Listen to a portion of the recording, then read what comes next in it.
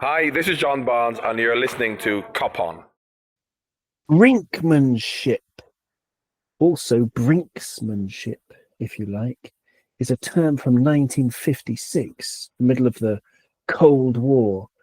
Even though the image of being on the brink or edge of war dates back to at least 1829 with John Quincy Adams, but brinksmanship or brinkmanship is associated with the policies advocated by the US Secretary of State in the Cold War from 1953 to 1959, called John Foster Dulles, who basically said the ability to get to the verge without getting to the war is the necessary art. If you cannot master it, you inevitably get into war. If you try to run away from it, if you are scared to go to the brink, you are lost. And these quotes that were in Time magazine were widely criticized, including by a Democratic presidential candidate called Adlai Stevenson, who actually coined the term when he criticized those words by John Dulles, saying that Dulles was, quote, boasting of his brinkmanship, the art of bringing us to the edge of the nuclear abyss. So all that to say, welcome, Kev, to Kop On Podcast. Welcome to the viewers on YouTube. And of course, I'm referring to Alexander Isak. Liverpool today put in £110 million bid, by all accounts, that was swiftly and resolutely rejected by Newcastle. And it all seems to me, Kev, to be a game of brinkmanship. How are you, and how do you feel about today's Isak news? Been a good day, yeah. I've been enjoying it. I don't think Newcastle fans are enjoying it too much.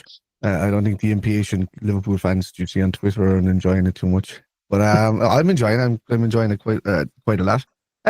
With this regard, yeah, it's a game of cat and mouse. It's a game of to and fro, and at the end of the day, besides Isak doing a full U-turn and coming back to Newcastle to say that he will kind of play on, or he will do this and he will do that, I just don't see how it's not going to end worse as time goes on for Newcastle, because not only do they need to get replacements in, but they've just lost Callum Wilson as well. And he's gone on a transfer, or he was? Yeah, he's gone. Yeah, it was a free transfer, wasn't it? End of his contract. Yeah, yeah, end of his contract. So he's gone, and with Isak wanting out, and that, there's a potential there. There's a lot. I mean, there's talk about Sesko and them losing out in Sesko, which is a big loss for them if they do lose out to United with Sesko. But there's so much on. There's so many strikers out there at the moment. Munoz at Fulham. There's Vissa that's been down in his tools to try and get the move to Newcastle. Ali Watkins has been linked now in the last few days to him. There's a lot going on. But at the end of the day, Newcastle are trying to get the best deal for them, and they think they're playing hardball with Liverpool was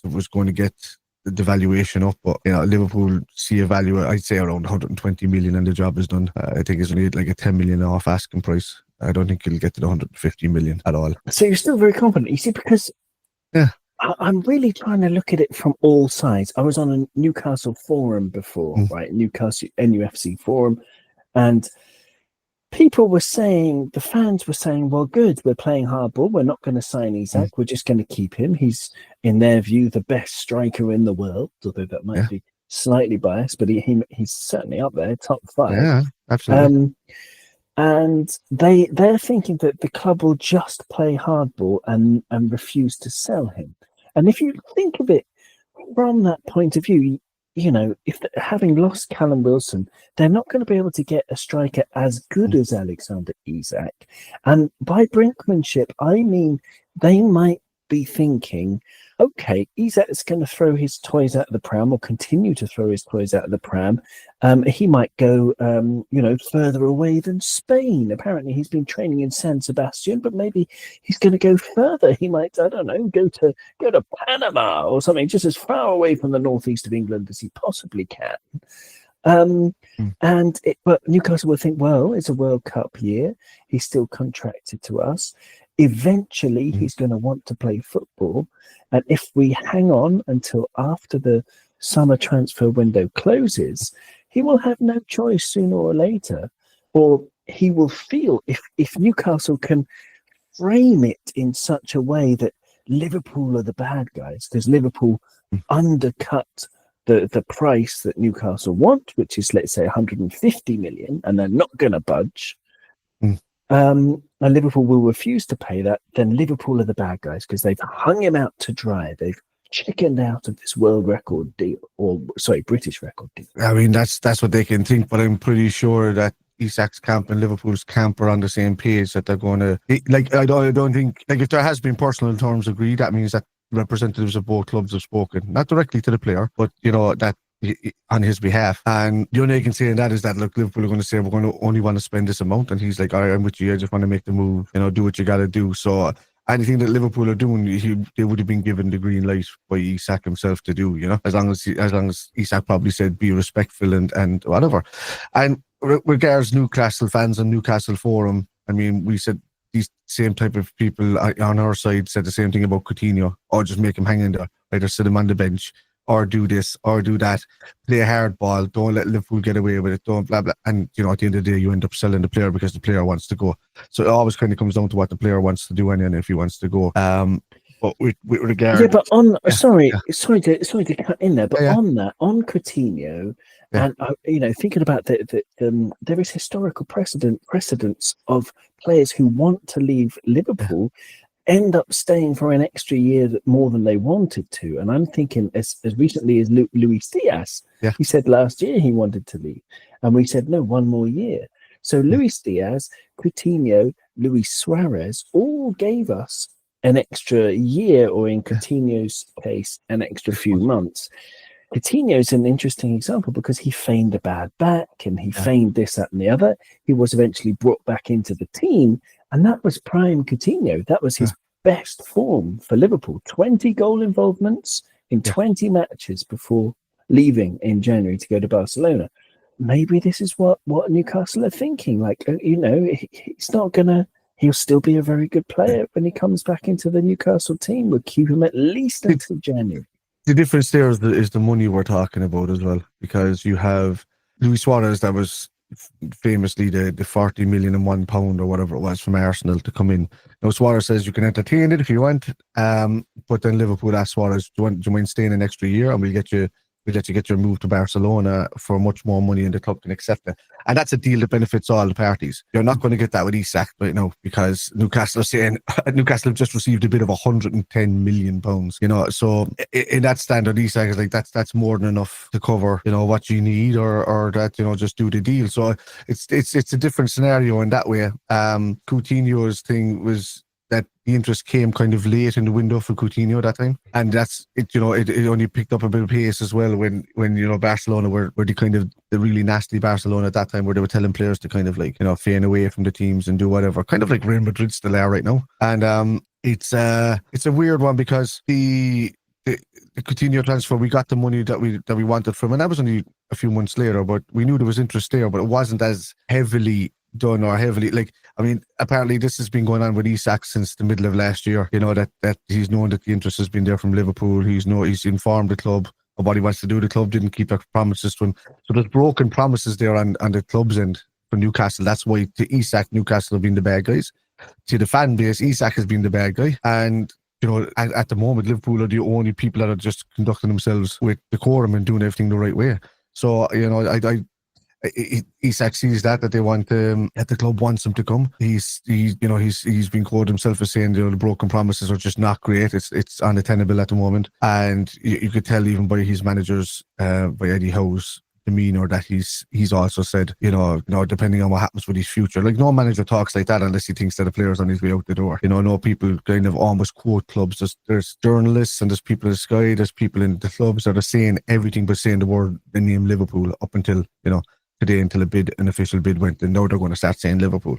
And there's a lot going on, and the Newcastle fans have a right to be upset about it, or they have a right to, in their own chat, in their own domain where there's no outside influence, they're going to say all the positive things that would keep Isak there at the club. They're going to think of it that way. They're going to think that nobody's going to want to leave their club at that stage, because we would do the same thing at our club. But for me, I you know, at this stage, I think it's still viable. And this thing today with Ben Jacobs coming out apparently A lot of people have been quoting him on it by saying that he said that it's the only bid that's going in for Liverpool, and it's not. And now other people have come out and countered that. Other journalists in the last 2 hours or so, they've started coming out and saying no, Liverpool are still in there and they still want to be involved. They just want it at the right price. It's not this thing of no more bid.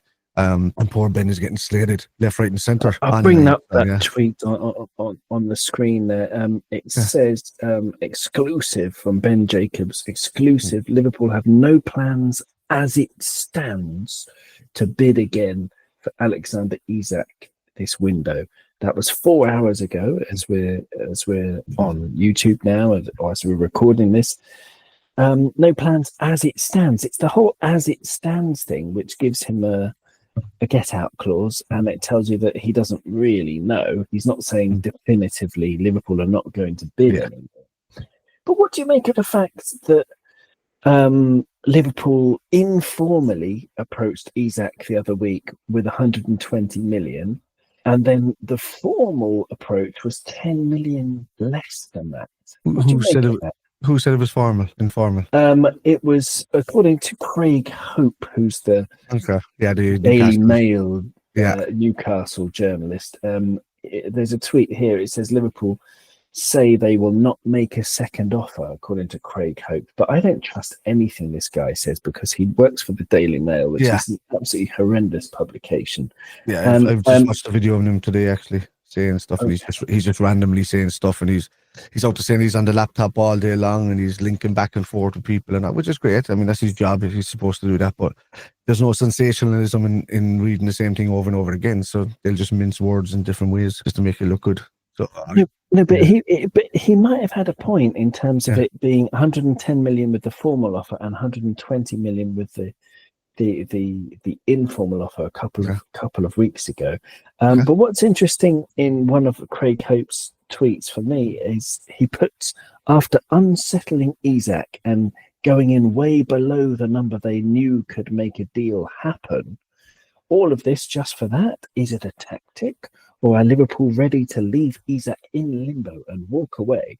But it's the part where he talks about going in way below the number they know could make a deal happen that makes me think that he knows that Newcastle's stance on Isak has changed, because it's gone from he's not for sale at any price, which is when we made the informal offer. That's when Isak said, okay, well, I'm not going away. I'm not going to play against Celtic. I'm not going away to Asia. And, I'm going to the mountains because Zubimendi told me that the sausage and cheese is good in the mountains of the Basque Country. He's renting his cabin. Well, yes, exactly. So either Isak's going to stay there because it's apparently the most glorious place in the world, or, Liverpool have actually gone and lowballed Newcastle. Is it a tactic? It's an interesting question, even though I don't like the Daily Mail. I don't like Craig Hope. I mean, presumably the tactic is they know that Liverpool have the player who wants to go. The personal terms are probably agreed, as has been reported this week. And Liverpool are looking at Newcastle saying, okay, well, you've obviously got PSR issues, because if not, you would have signed 10 players already. Yeah. They haven't got anyone through the door. The pressure is mounting on them, and so if if they say no, then all that's going to happen is they're going to keep an incredibly unhappy player that's going to put a schism in the dressing room, and maybe all of this will help Liverpool get 3 points against Newcastle in August as well, which is something that I can't. I can't. I think that's the most ridiculous of all the statements I've seen around. Oh, this is just a thing to get 3 points against Newcastle, of which we tend to get anyway most seasons. So it's not Liverpool don't need to do that off the cuff. Look, at the end of the day, Newcastle need to get strikers in, regardless of losing Isak. The longer they leave it, the worse it gets for them. They don't want to leave Liverpool wait until the deadline transfer day window, then eventually sell Isak, and then have all that money burning a hole in their pocket, not being able to buy anybody for 6 months. They could be in danger of being right down the table, losing out on all money positions, anything that they can. They're going to want to do what's best for business. My advice to them is do what Liverpool did with Coutinho. Take the money, reinvest it back into the squad better, like we did, we still have the Bank of Coutinho going years later. So, it's it's just what you do. Just create the Bank of Isak and just say, look, whatever. If the lad wants to go, he wants to go. I'm not one for telling anybody to down tools or just, that's the last thing I want to see a footballer doing. But if he's doing that to the club, I mean, that's not Liverpool's fault. That's not our fault as a fan base. We're not telling them to do that, contrary to beliefs on Twitter. And the lad wants to go himself. I mean, he was a boyhood Liverpool fan, and he wants to come to the club. And people are comparing him recently as well to Trent. And I straight up said, like, straight away, I nipped that in the bud when anybody had said online. Trent Alexander-Arnold had 20 years worth of investment put into him for Liverpool Football Club. He wanted to leave. That was up to him. He told the club 15 months ago he wanted to leave. The club wanted to make money off him to leave. This is most Liverpool fans' problem, is that he pandered to Real Madrid to not even entertain a new contract. And, we were lucky to get the 10 million in the end for leaving him go 2 weeks earlier. But, and that's completely different scenario to somebody who was never brought up by their club, who's a fella that they bought and can make profit off of, who wants to go to his boyhood club that he's supported all his life. And for 120 million pounds, I mean, if that's not a consolation prize, I don't know what is. So people have to stop comparing Trent Alexander-Arnold's situation to Alexander Isak, because it makes you look like a bit of an idiot, to be honest with you. So, yeah. Well said. Gary Witters is in the chat saying, tally ho, Owen and Spider. Well, hip, hip, Gary, glad to have you with us. Gary says Liverpool will sign Isak for 115 million, just putting it up by 5 million. I like it, Gary. I would take that. Absolutely. And Alan C is in the chat saying, good evening, boys. Good evening, Alan. Great to have you with us. And Bongo O'Malley is here saying, Rio, blinking, blimey. Do you know how we should pronounce his name? I've heard Ngumoa, but also Numoa. I don't know exactly, and it's a great question, Bongo O'Malley. I don't know how to pronounce Rio's name, but we will talk about him soon, because we're going to talk about the friendly. But before we do that, I just want to know if there's anything else. Well, there's something I want to. It's binary, okay? This thing, but we'll finish talking about Isak and we'll move on to other stuff, okay? But it's binary. It is binary. We're gonna sign him or we're not. Okay. Forget Newcastle and how angry they might be that we've lowballed them, etc., etc., etc. Forget Newcastle, the fact they can't sign anyone. Forget it. Just look at Liverpool. If we sign him, if we don't. If we sign him, obviously we have Harry Maguire's going to start wetting the bed again, isn't he? Because it's our attack is absolutely, it's just a dream. Frightening. If we don't sign him, however, Kev, it gets quite interesting. If we're going to play the waiting game, maybe sign him next year, maybe sign him in January, which is a possibility.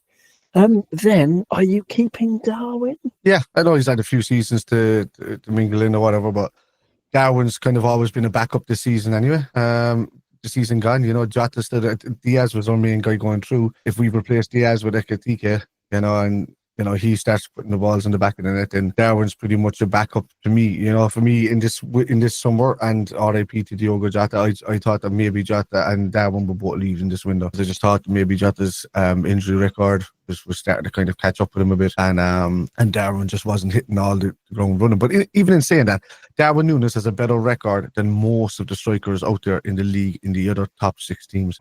He's a better record than Everton's. He's a better record than United's. He's a better record, well, except for City. He's a better record than Arsenal. He's a better record, than all these teams. And City's is the only forward line team that's probably been on par or better than Darwin in the last couple of seasons. So yeah, that's it's a worst case scenario that Darwin stays around, but it's also not the worst case scenario for us in the long run, because eventually we're going to replace him anyway. But the Isak situation, I can't see how that doesn't get resolved in this window. There's just no planet where I can't see him moving now with everything that's going on. There's no planet where I don't see Newcastle accepting him. The fact that they're entertaining even a number, and that they're not saying that and most of the credible journals are saying that they just didn't feel that the number was right, then that's telling me that there's a sale there. It's not just that they're saying like exclusively no. I mean, Newcastle have every right to turn around to Isak and say, you want to finish your contract here, and that's that. Fair enough. But then it'll be up to him to turn into that type of player, or do they want to keep that type of player around, hoping that he turns his head back to normality and gets to love the club again or whatever like that.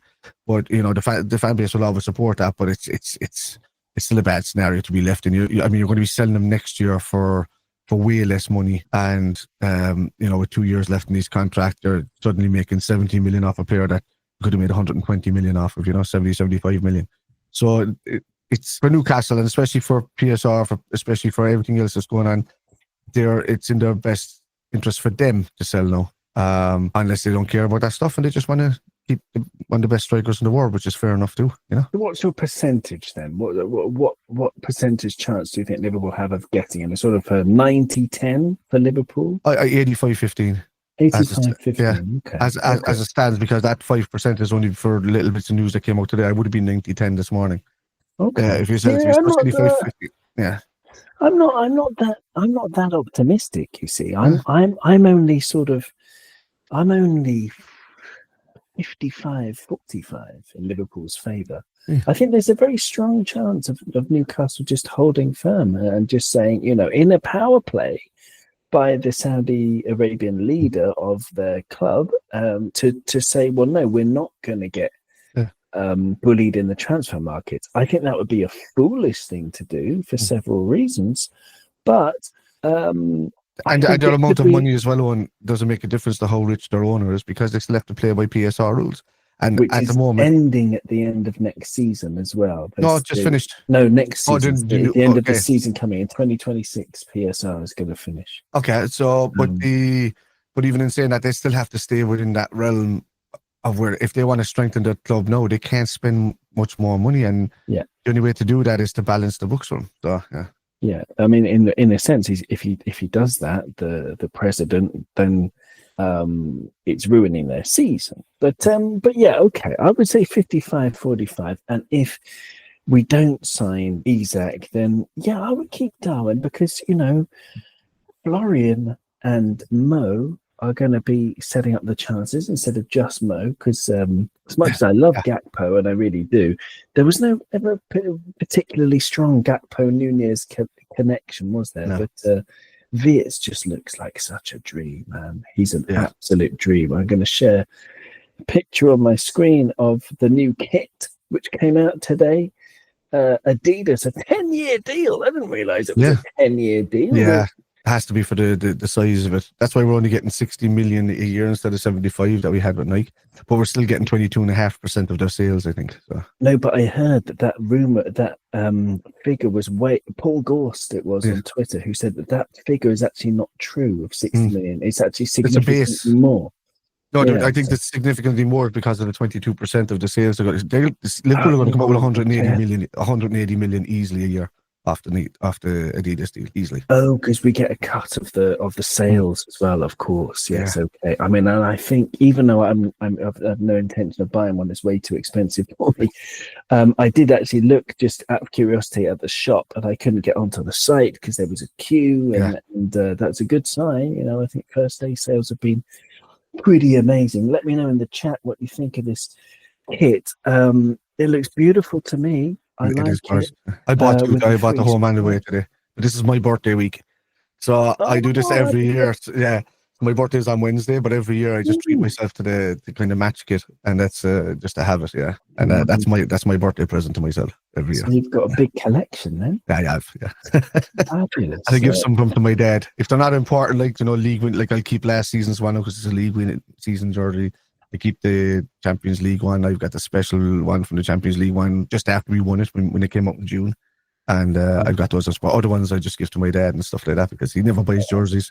But I only use them for watch-alongs. I don't even wear them when I'm going to the games most of the time. So yeah. Oh, so you're the right person to ask then. What, have you got a favourite one? Of the favourite kit? How does this kit compare to? This looks wise at the moment. This one is probably going to be one of my favourites for the foreseeable future. I buy the match ones because it's a different material. I don't like the kind of the sweaty, clingy, nylon-y silky material that you get in the stadium ones, but I buy the matches because they're better material, they're more cottony and airy, and I like those ones. But yeah, no, there's been a few that I've liked. Last season's one was okay. I think I like the 2019 one, and I like the season before last season's one as well. I just think that when they did make a good jersey or a good kit, Nike, they tended to either mess up a collar, or they tended to mess that didn't just suit the set, and that it could have been just like a peak jersey. I think everything about these kits now at the moment is clean, it's nice. The designs are simple underneath the Adidas. They're just going, it's all about the colour of the jersey and representing the Adidas stripes. And that's kind of what you want in a kit, really, instead of all of this. It's all of this going on artistic stuff that's happening underneath kits and stuff. I appreciate a good bit of art, but that should be thrown up on a wall. I don't want to see it on a jersey, That's the kind of guy I am. I don't care. The art is the colour itself. It's the football played on the pitch. As long as it looks good. Yeah. No, I like it. I've put on the screen Alisson Becker looking resplendent as he would in a whatever he decided to wear, in a pair of postman pajamas or whatever. But he's.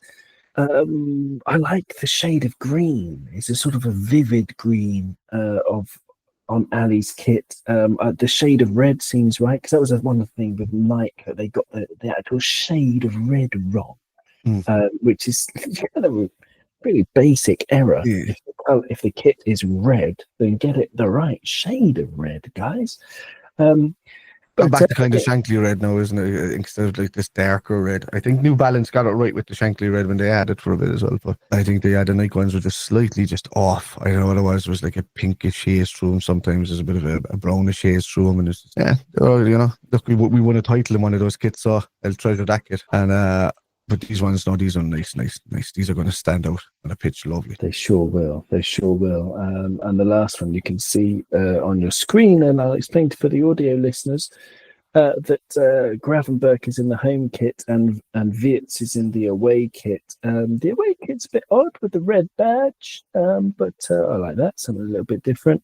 But yeah, I mean, I'm not the target market because I'm not going to buy anything.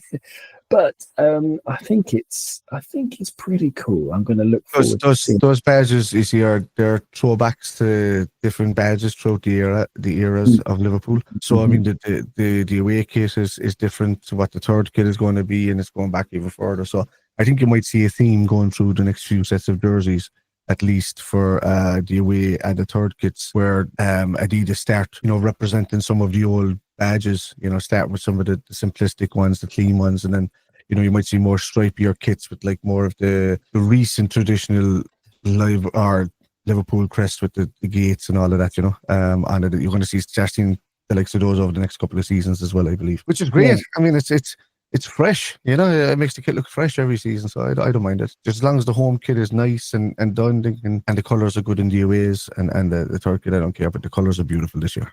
Yeah, nice. Okay, well, let's move on. Some sad news. Luis Diaz has left Liverpool Football Club. Lucho. We're not losing someone who's lost his legs, a la Wijnaldum, Henderson, Fabinho, or et al. So many people that we sort of had run into the ground before selling on. He's a player who's still got a lot to give. He's arguably in the form of his life, really. 9 goal contributions in the 13 games prior to leaving is significantly better than his overall average for Liverpool. Overall, he played 148 games for Liverpool, and he had 41 goals and 16 assists. He was brought in to replace Sadio Mane, and so he's sort of 57 goal involvements from 148 games is not as good as Sadio Mane, who is better than him too. But Lucho Diaz, I mean, there were some great words from Mo Salah. I don't know if you saw those. Did you manage to see what Mo Salah? No, I didn't see what Mo said. No. I'll try and read it for you. Hang on, give me a moment. Oh, I've got too many things on my screen. Give me a moment. But while I find what Mo Salah said, give me your thoughts on Lucho. Lucho, first of all, if we're going to think of it from a business point of view, he came in was a 40-odd million euros or whatever that was, 30-odd million pounds or whatever it was at the time. And the fact that he was on a really low, he was only on about 50 grand a week or something when he came in, wasn't he?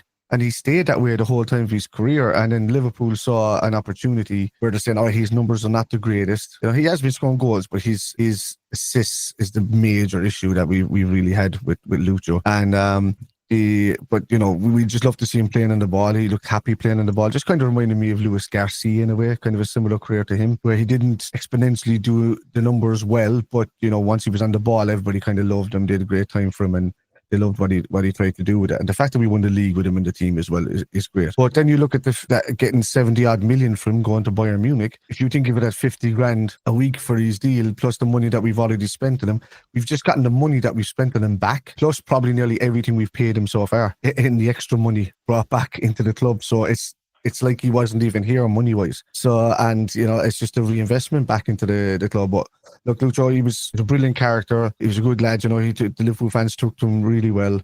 He took to them. And, the support that he got that time with his dad was great. And I think what really started to kind of taint his legacy a small bit at the club was that the instant that everybody was like backing him for his dad or supporting him for his dad and the whole lot, his dad came back in 2 weeks later and said, thanks everybody. But Lucho loves Barcelona and he wants to go to Barcelona. And once he started saying that, everybody was just like, do we just cry for this? Was everybody just like crying and pandering for this man? Or like, what's this dude saying? You know what I mean? And why is he talking like this? Like, and you're just like, oh God. So, I mean, there's nothing you could do. You can't cure stupidity, but you can at least praise it when he plays football on a pitch.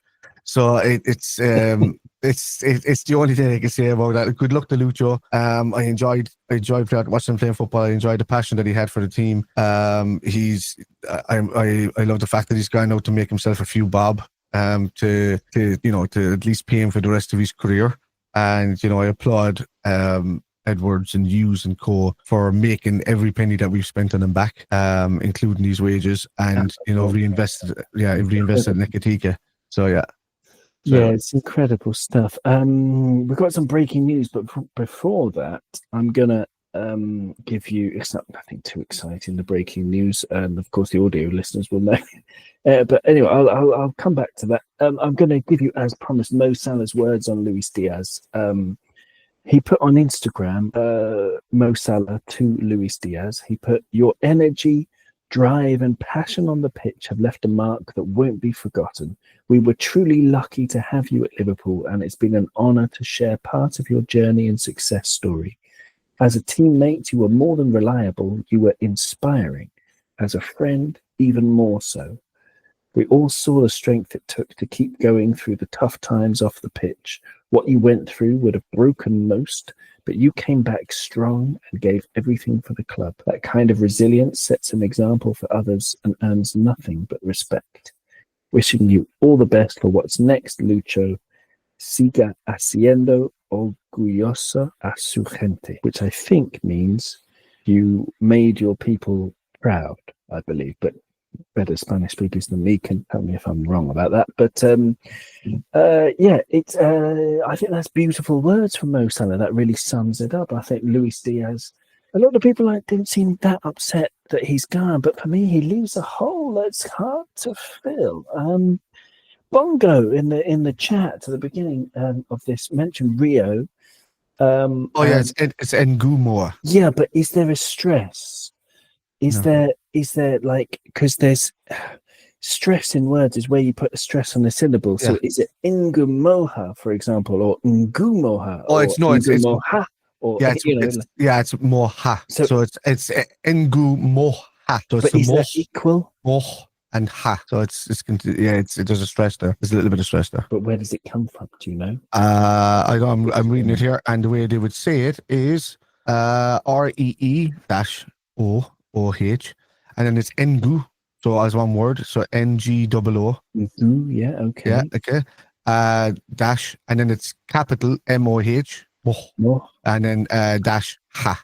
Moha. Yeah, but that sounds like, that looks like sort of a Google thing. It's just spacing it out. I'm just doing AI is doing that for me. I'm not. That's what I mean. Yeah. AI. No. But what I want to get into is like, where does it come from? This name, like Train Leone, for example. Yeah. I did some research on his name, and it's a name that I believe it means a bird like a sparrow in a dialect of East Africa, as far as I remember. Somewhere like Uganda or Tanzania or Kenya, there is a dialect where it means sparrow, which is a great name. But anyway, let's move on to this breaking news that apparently El Hilal are definitely in, according to Ben Jacobs. They're definitely in for Darwin, which has been so. I mean, if we get top whack, see, I wonder if this is part of the tactics. Okay, bear with me on this. This would be genius if Richard Hughes had thought of this, but we lowball Newcastle. We know they're going to say F off, but we say to them, well, we can't afford anymore. We've spent too much money. We don't go for any centre-backs or anyone else. We say, well, that's all we can afford. So then the Saudi guys get onto their mates at El Hilal and they're like, oh, put in a bid for Nunez, 100 million or something, 80 million for Nunez. We say, Liverpool say, okay, we accept it. Then Newcastle say to us, well, now you've got the 80 million, give us 150 for Isak. But then if that's the case, if we sell Nunez, would you do it? Would you take that, with that bait and buy Isak for, say, 150 million? If the Saudis end up giving us tons of cash, or do we get someone like Mickey Townsend? We put our faith in Ekitike to lead the line. We get Mickey Townsend from Lyon for cut price, 60 million, 50 million, and we've made a ton of profit. Yeah. And then we go and buy Gehi and the central midfielder that we badly need, in my opinion. Well, I think we're buying those guys regardless of whether we get Isak or not, because Liverpool's gap is up to 500 million for this season. We could spend according to what's his name, the football the football financier. He says that we could spend another 500 million if we wanted to and still be compliant. So all these clubs know this. It's whether Liverpool want to say the money is there or not. That's up to them. But at the end of the day, I still think it's going to come down to Isak and where he wants to go. I still think it's going to come down to Isak pretty much telling Newcastle, okay, he's probably already told him I want to go, but see what you can do with Liverpool. But then eventually he's going to step in himself and say, look, just accept the next offer or whatever it is. His representatives will probably turn around to Liverpool and say, we know that if you offered something like this, they'll accept it. But it's Newcastle that are the guys that are going to shoot themselves in the foot. Like, no word of a lie, they're going to leave themselves high and dry, wide open for the season if they don't get in that attacking power, and they've got one that's currently kind of almost on strike. So then you're stuck with a player that doesn't want to be there. You haven't reinforced the strikers because you can't stick compliant within PSR, and then you're left with nothing. And I mean, they're not going to try and sell Isak to Saudi because he's refused to go there, or he's just point blank refused. I'm not going anywhere near there. Darwin doesn't really want to go there. I just don't know how the conversation hasn't come up yet, where we turn around with 80 million and Darwin Núñez and offer that 80 million pounds with Darwin Núñez, offer him that gives them money to go and get Wissa if they want, or Watkins, and then still with 30 or 40 million left over to be able to go and get maybe another midfielder or centre back or something like that to build up their squad. I just, I don't know, they're getting Aaron Ramsdale, is it in for on loan, just to kind of, and so uninspiring, man. Yeah. My auntie's, I don't know what she wears to church on a Sunday. It's just beige, man. It's beige and predictable. Yeah, it's just, I don't understand. I just think Liverpool are comfortable regardless of if they get Isak or not. If you get Isak, I say we can nearly win everything. And that's not just being cocky about it. I'm just looking out the players that we have, the longevity that we have, the players that just won the league, and we would still consider to be probably backups going forward. Because I mean, look how good Szoboszlai was the other day, but yet he could end up playing second fiddle to Wirtz. In the side. Depends on injuries, though. Yeah. It does. Oh yeah, of course. Yeah, obviously, but just on a basic level. Yeah, I think McAllister's there. McAllister's picking up a few injuries lately and stuff. So, I think there's a world where Szoboszlai and Wirtz play, but I just think it's a great headache to have. And we have the potential to sell 200 million worth of players, and that's what I'm kind of looking at now. Is that you got 200 million worth of players to sell. We're still able to spend 500 million. That's nuts. Put a bid in for Mbappe. No, couple of comments. Couple of comments. Gary Richards says, "Give Ugo the 9 shirt ASAP." Okay, Gary's kicking Darwin out the door. Bongo Mally says the evidence. Oh, indeed, the evidence does suggest that the universe is in a supermassive black hole. This is something we mentioned last time on Kop On podcast, as as revealed that the latest astrophysics mentions that the entire Earth could actually already be inside a black hole, and there's also one at the center of the universe, Sagittarius A. The center of our galaxy, the Milky Way is spiraling around Sagittarius A star, as they call it. But we could already be in a supermassive black hole. So Bongo O'Malley says the evidence does suggest that the universe is in a supermassive black hole. What a time to be alive! Good old Liverpool and scientific research. Gotta love it, Bongo. It is, excellent stuff. And then Alan says, "Where was the findings? Where was the findings for the recent black hole? Who found that? Or is there an article there? I'd like to read that afterwards." Oh my gosh, they've just opened the Vera Rubin observatory in Chile, which is incredible. They've got James Webb discussing things every day, and they only release things bit by bit to the public. But for example, they've managed to observe two black holes orbiting each other. Wow! And they're going to merge eventually into like a supergiant, but it's two orbiting each other. So yeah, I wouldn't go there on a Sunday for a picnic, but you never know. Yeah. Alan says a great point on Darwin. Don't forget it's Michael Edwards in charge again with 3 thumbs up from Alan. Yeah, man. Alan, that's a great point. Mickey, you got to think of those black holes as well. You got to think of those black holes as well, because I know we have an understanding about what happens around them, what happens as it, but we don't know what's happening on the other side of them. So you're kind of sitting there, kind of going, "What if it's just like us, like 100 years ago, 200 years ago, when people thought they were going to fall off the edge of the earth?" It's that simplistic of what the answer could be, and we don't know what it is. So yeah, it's just got no idea. Maybe it's Alexander Isak eating sausage. That's it. Or Selchi Chan. Please, Alan also said, plus let Darwin go. He needs a new start somewhere else. Yes, Alan, I agree. He does. He would benefit from that. I would probably sell Darwin, and if Al Hilal are interested, and maybe take another one of Newcastle's options if we don't get no, not S. No way. No way. Sheshko, by the way. There's an S with a little V on top, which means SH. So Sheshko. That just shows you how much I care about even looking him up as a footballer, to be honest with you. I don't think he suits us at all. In his name have little V's on top, turning into an SH sound. So Sheshko. It's actually quite hard to pronounce, but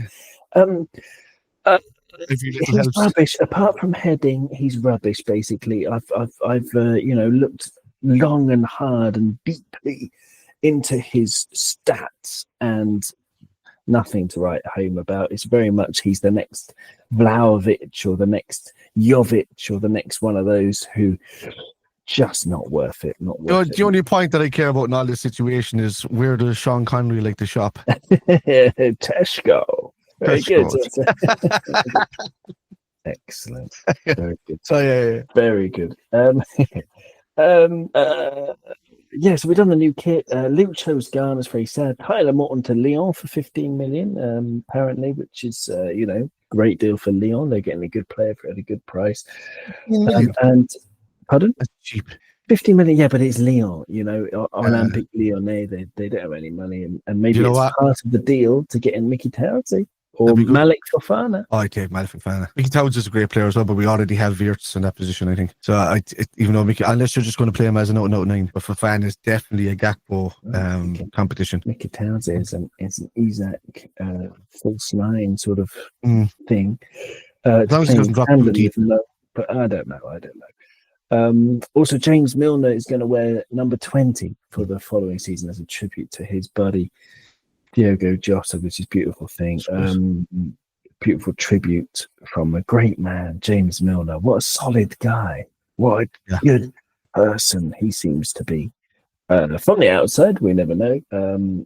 From the inside, but he just seems like such a good guy, doesn't he? We're so Genuine. Yeah. blessed and have had so many sound people representing our club. James Milner reminds me of a fella that if it wasn't 2025, you probably could have seen him going down in a flat cap and a tweed suit with a walking stick, and just being. He was like an old guy at 17. You know, he's that kind of dude. You know, so that he just seems like the simplistic things in life just make him happy. He seems like a less cranky Roy Keane, really. So, yeah.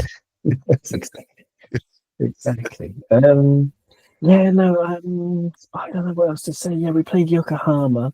I think we looked dodgy, Kev. I think we looked dodgy as all hell. I think Yokohama could have scored 4 goals until McAllister came on. And when McAllister came on, we calmed down and played our football and played really well.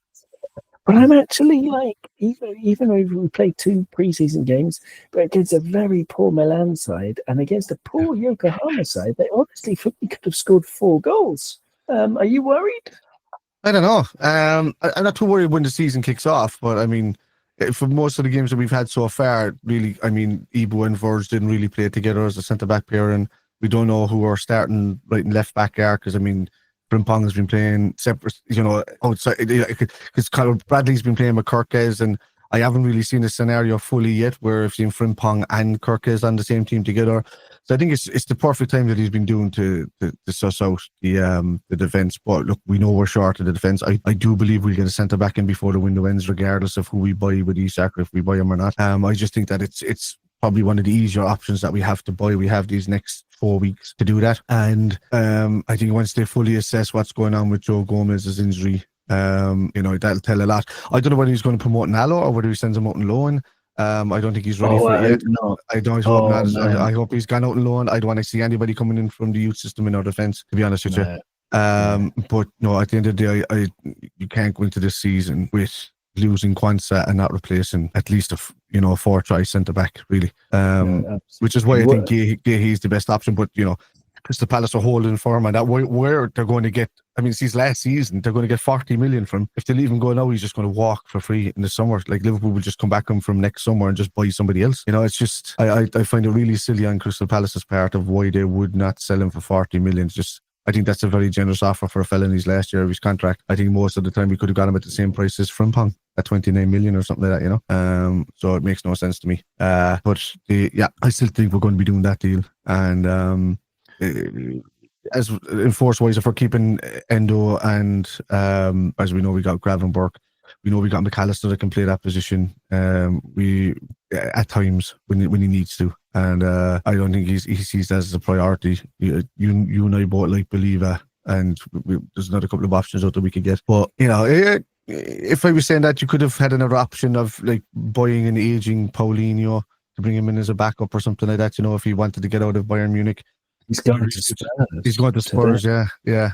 So we could have done that, but like he's going to Spurs, obviously. So, but the other options I can't see. I just think centre back now should be the minute Isak is done, centre back should be priority. And once I see a centre back coming in, then I'll be completely and utterly happy for the season. I don't want a scenario again because we know how injury prone Ibu can be, and we know that Gomez is now becoming, because before, as I said, I've always backed Gomez up. He's never really had injury problems. He's just had 2 big injuries that have caused little problems outside it. But now the problems are starting to mount up a bit for him.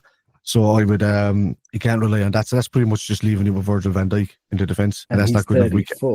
He's 34. Yeah, but it would be and Wataru Endo? Remiss to not sign another centre back. I mean, Wata. I mean, the way we play, we need, you know, especially with Wirtz playing, let's say, for example, we're going to go 4-3-3 with 2 deeper lying central midfielders, with Wirtz to just roam wherever he wants on a free roll, which looks like it might be the case. Behind the front 3, you've got Wirtz behind the front 3. That leaves basically our fullbacks who are going to attack. Frimpong and Bradley both going to attack. Kirkes, of course. Yeah, so you're leaving. You've got a back 2 or back 3 if one of the DMs drops back. But Gravenberg doesn't have blistering pace, or he's not slow, but he's not lightning either. Virgil doesn't have blistering pace. Our fastest defender is our most injury prone, Konate. Well, Frimpong can, I don't know if he's not like at the back post or the near post or whatever, he can run all the way back maybe. But we need someone fast is my point, because we're going to spend a lot of the time, hopefully, if we can win the duels and not be so prone to the counter attack, camped in the opposition half for like 80% of this season, hopefully, if things go well. So we need someone fast, Kev. We need that's I see number one. I seen Slot as well, like tempting with Robertson, playing him in centre back as well in certain aspects, because he wanted to see something out.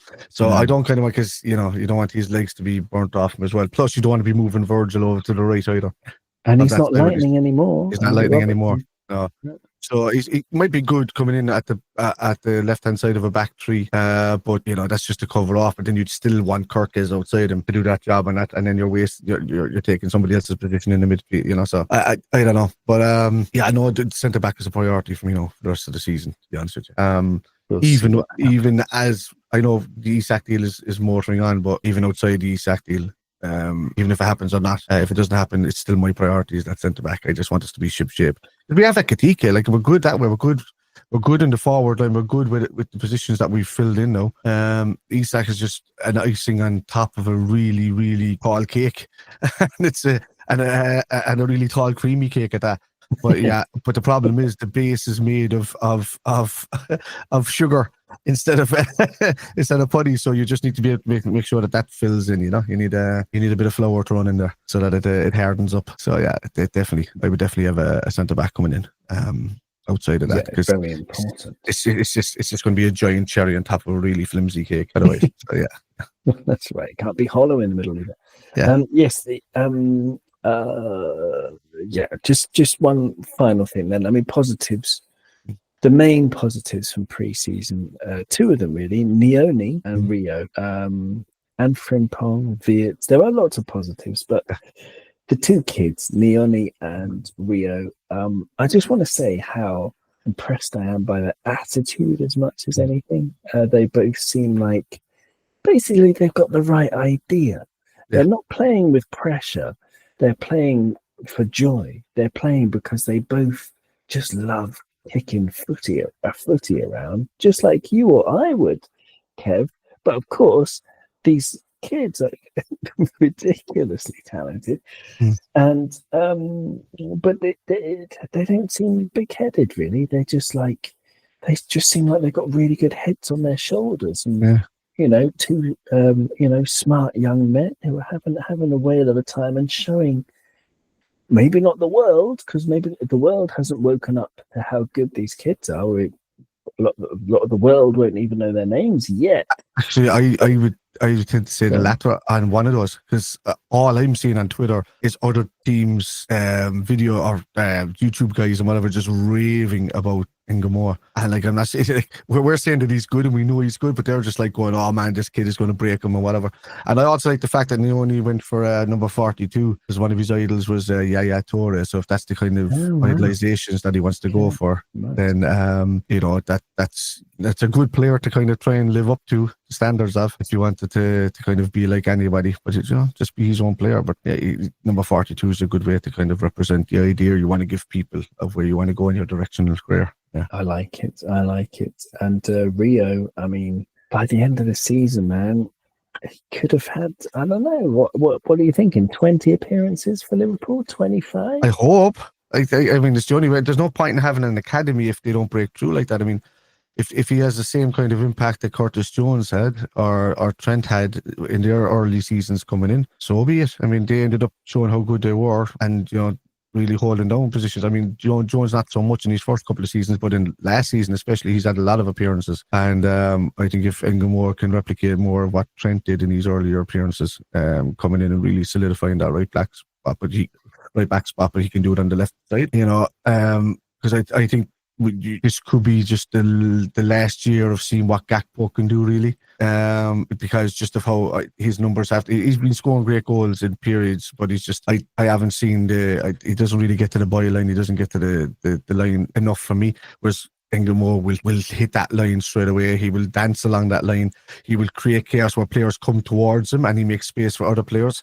And that's what you want, whereas Gakpo and Diaz both tended to shift onto their right foot to look for that bender into the corner, or Diaz would just run and run and run to the D on the edge of the box, and then he'll either end up having to pass it, never getting an assist, or he would just shoot against a brick wall. And that's not what we kind of need on that left-hand side. We do need people to run to the byline. Gakpo's been doing it more than Diaz has, hence why he's, still here.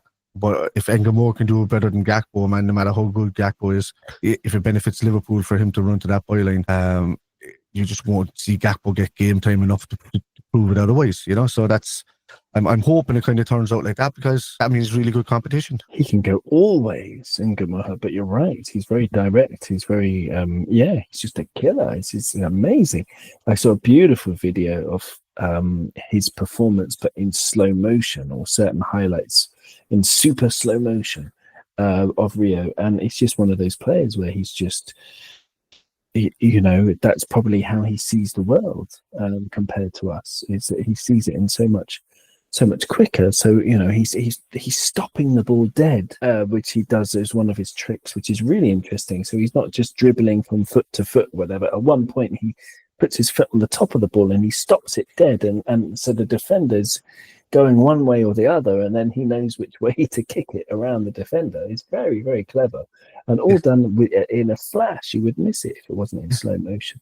It's unbelievable. He's got that gift. I mean, smaller players, they tend to have, that series of about 7 good, really top quality years in them. When they first come into, you look at Michael Owen and you look at these guys, Sterling and all that, they've got those good 78 years, but then everybody else, then they tend to kind of drop off a cliff near the end of their careers. Same with Michael Owen, same with what Raheem Sterling is like now. He's still very young, but Sterling has dropped off in the last 3 seasons or so, just because these type of quick-footed players don't tend to last. They don't have longevity.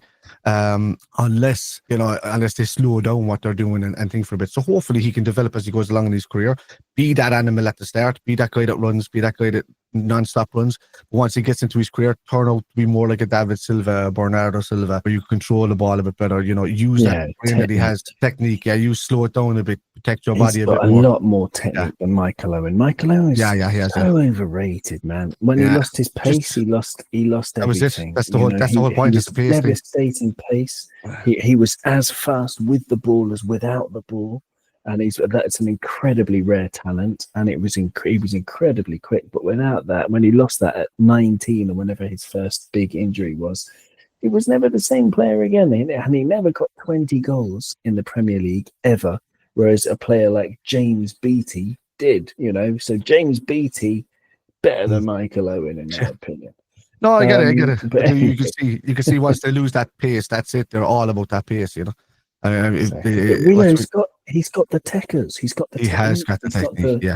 He knows what he's. It's like a balancing act, really. You've got the technique and you've got the speed, and you have to keep it balanced in your early career. But as you get into a later career, worry less about the speed and worry more about the technique and your ball playing mind, and you'll create longevity. Otherwise, you end up burning yourself out, because it's all that actin and myosin, man. It's just burning up too quickly in his system. As he gets older, it's going to hurt him.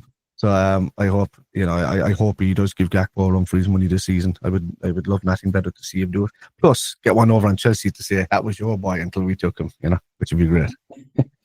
Yeah, it's a very tantalizing thought, isn't it? Alan C in the chat says, we are all afraid to build Rio up too soon, but I think you could tell by the way the other players are chatting to him all the time during the game. Those players see hundreds of kids come and go. It's a very good point, Alan. He's just got something special. I think he's better than Sterling at that age. Sterling has amazing technique for holding on to the ball. Extremely good. He was fast. He was tricky. He was a very intelligent player as well, but he couldn't strike the ball. And I said the same thing with Jack the other day. I told him, I said Sterling is just a B-Tech Engamo, at this stage. Very much so. I think so. Yeah, I think. And I was raving about Sterling back in the day of how quick he was and how good he was in the youth system. And I've got this feeling and then some for Engamo as well this time around. Me too. It's so exciting. And on that tantalizing thought, we're going to say thank you very much for joining us. If you're joining us on YouTube. Or if you're joining us on the audio feed, this has been Kop On. We're going to come back at you as soon as we can, because there's lots going on this summer. And there's lots of stuff to talk about. I haven't even scratched the surface. 16 hours was my longest non-stop conversation about football. There were some substances involved back in my earlier days, and I don't recommend that to anyone, so I won't go into too many details. But I could probably, no substances involved, talk for 16 hours about what's going on at Liverpool, but I do have other things to do, other priorities. But thank you so much, Kev, aka Spider LFC. No problem. Absolute joy speaking with you as always. Do you have anything going on your channel? No, I'm starting the watch alongs back on Monday. I was enjoying like the nice 3 or 4 week break. I was doing the odd TikTok videos and stuff like that, but no, I'm back doing the watch alongs again from Monday. I have a few days to design some of the rest of my stream because I'm trying to change it up just a little bit, and they've got a new song coming onto the stream and stuff like that because the Rio AS keep claiming my song because there's something in it that sounds like one of their songs or something, and I don't know what that is, and I'm just sick of them claiming every bloody video. But I keep winning, but it's just it's an annoyance. So I've just decided to use another bit of music that I own myself to do it. So yeah, to kind of to bring on the stream. But anyway, you'll see a new stream song starting from Monday. But yeah, no, outside that, yeah, just interested for the first time in a long time in a transfer window. You know, so. It's I'm the anti-transfer window guy. Like I really, because I just think it brings out all the idiots. I can't handle them online when I see them. Just the fantasy land that it takes you to. Like we can sit here and we can have common sense talk about. We look at figures and we look at whatever, and there's a nice bit of fantasy about it in your own way, but just like at a level. But I couldn't handle it there for about 10 years straight. It was just horrible. So yeah, well, I'm glad that we've money that we're able to actually at least give them their FOMO of missing out on that FIFA feeling of just spending lots of money and just getting the players whoever they want as if they're playing Football Manager or something. Yeah. Well, somebody accused me of being a contrarian the other day, and I said, well, I'm not a contrarian. It's just most people are wrong about most things, and I just tell them. And it's definitely true in transfer windows. But there you go. Thank you very much, Kev. It's been an absolute pleasure as always, and we'll see you soon on Kop On. Thanks to the chat. Thanks to the sweet audio listener. Will Liverpool's game of brinkmanship bring Alexander Isak to his dream destination, our dream destination, or are we going to have to just be a little bit more patient? Time will tell whether we are inside already a supermassive black hole or not. We'll see what happens. Thank you. Bye-bye.